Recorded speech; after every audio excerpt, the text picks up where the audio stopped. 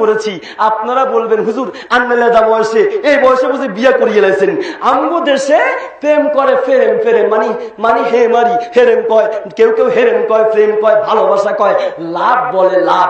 আমাদের সমাজে বাপকে এসে যখন বলে যে আন্নের হোলা হাতেনের হোলা মাইয়ার লগে প্রেম করতে আছে, আন্নের হোলা হাতেনের মাইয়ার লগে রিলেশন রাখছে, লাভ করে, আন্নে দেন না, দেখলে কি হবো, কোনো সমস্যা নেই, এটা করতেই পারে।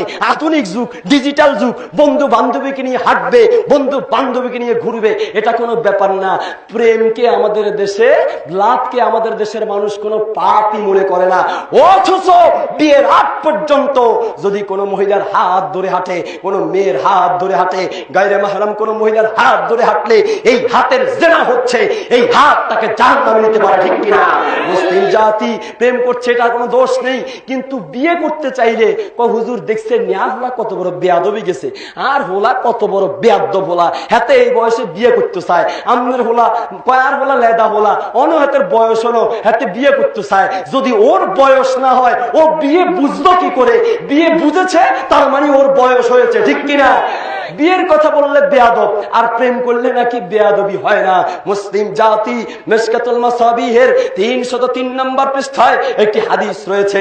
আল্লাহ রাসূল সাল্লাল্লাহু আলাইহি ওয়াসাল্লাম বলেছেন, আল্লাহ রাসূল সাল্লাল্লাহু আলাইহি ওয়াসাল্লাম বলেছেন, মান ওয়ালিদা লাহু ওয়ালাদুন, যার কোনো সন্তান হয়, মান ওয়ালিদা লাহু ওয়ালাদুন, যার কোনো সন্তান থাকে, ওই বাপের উপরে কিছু দায়িত্ব আছে। ফাল ইউহসিন ইসমাহু, সে যেন তার একটা সুন্দর নাম রাখে, সে যেন ছেলেটার একটা সুন্দর নাম রাখে। ও আদাবাহু, তাকে যেন শিক্ষা দেয়, তাকে যেন আদব শিক্ষা দেয়, তাকে যেন আদব শিক্ষা দেয়। কি আদব শিক্ষা দিবে?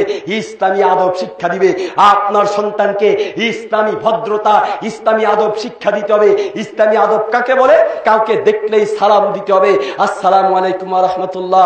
আর আপনার ছেলে কাউকে দেখলেই, তার বয়ফ্রেন্ড আর গার্লফ্রেন্ডকে দেখলেই high high high, bye bye, tata, কত কিছু বলছে, এই সব চলবে না। শুনুন, আপনার ছেলেকে বিদায় দেওয়ার সময় আপনি বলছেন যে আব্বু তোমার কাকা বিদেশে চলে যাচ্ছে, তোমার কাকাকে বলো টাটা, তোমার কাকাকে বলো বাই বাই।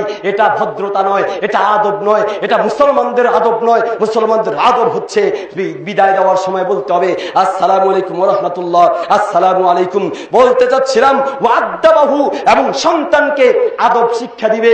সন্তানকে আদব শিক্ষা দেওয়া যায় কোথায়? কোরআন সুন্নাহর মাধ্যমেই। কোরআন সুন্নাহর মাধ্যমে আপনার ছেলেকে ভদ্রতা শিক্ষা দিতে হবে। তারপরে কাজ কি? তারপরে কাজ হচ্ছে ফালইউজাউইজহু, ওই সন্তানকে যেন বিয়ে করায়, ওই সন্তানকে যেন বিয়ে করায়। যদি লাম ইউজাউইজহু, তাকে যদি বিয়ে না করে, ফাআসাবা, যদি কোনো জিনা করে, কোনো মেয়েকে দেখেই ভালো লাগে, এরপর ওই মেয়ের সাথে যদি কোনো জিনা করে, ছেলে যেমন দোষী বাপও দোষী, ছেলে যেমন দোষী বাপও দোষী। এই জন্য বাপকেও কিয়ামতের মাঠে আল্লাহর সামনে আসামির কাঠগড়ায় দাঁড়াতে হবে। তুমি তোমার ছেলেকে বিয়ে করালে না কেন?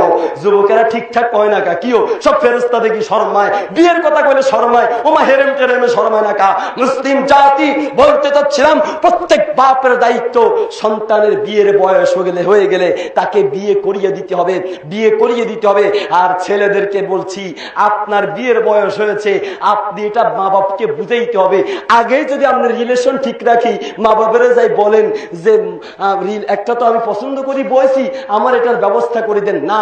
বিয়ে যদি আপনার করতে মন চায়, বিভিন্ন প্রকারে আপনার বাপকে বুঝাবেন। বাপকে বুঝানোর আর কোনো পদ্ধতি যদি না থাকে, ঘরের ভিতরে গিয়ে চকি কাটা শুরু করবেন।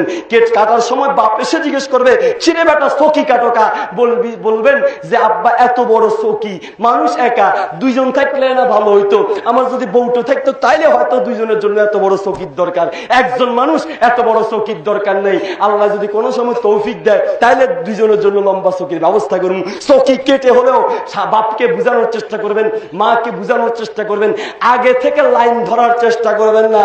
শুনুন, লা নিকাহা ইল্লা বিওয়ালিয়িন, মিশকাতুল মাসাবিহের 3103 নম্বর হাদিসের ভিতরে রাসূলুল্লাহ সাল্লাল্লাহু আলাইহি ওয়াসাল্লাম বলেছেন, লা নিকাহা ইল্লা বিওয়ালিয়িন, ওলি ছাড়া, অভিভাবক ব্যতীত কোনো বিয়ে হবে না।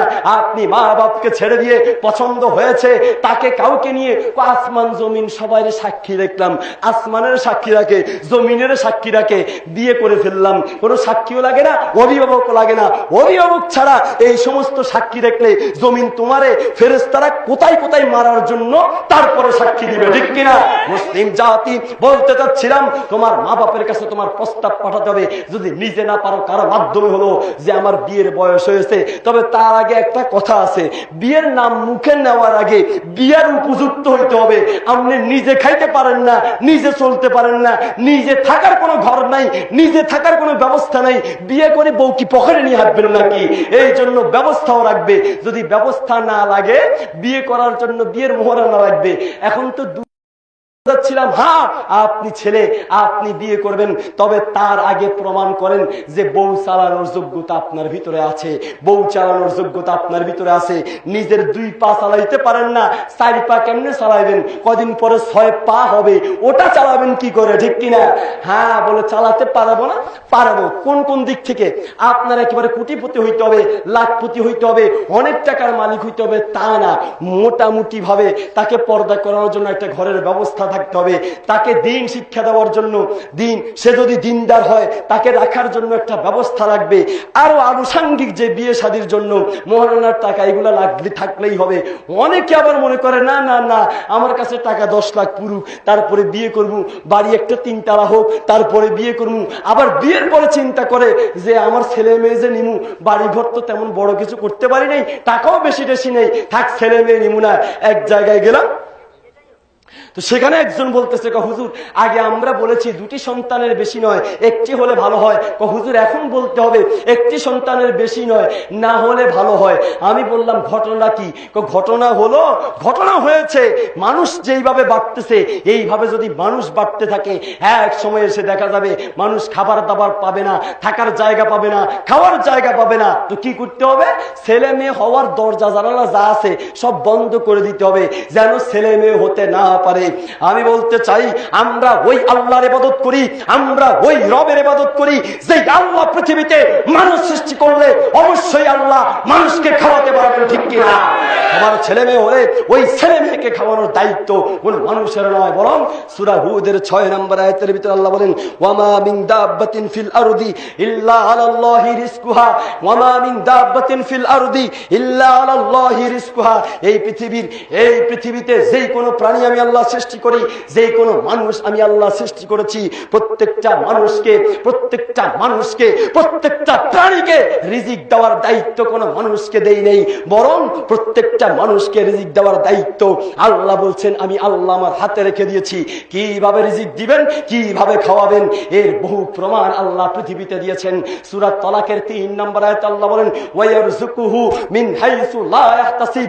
এই পৃথিবীর বুকে যে কোনো মানুষ সৃষ্টি করলে ওই মানুষকে রিজিক এমন জায়গা থেকে দিবেন লা ইয়াহতাসিব, বান্দা তুমি কল্পনাও করতে পারবা না, মানুষকে আল্লাহ এমন জায়গা থেকে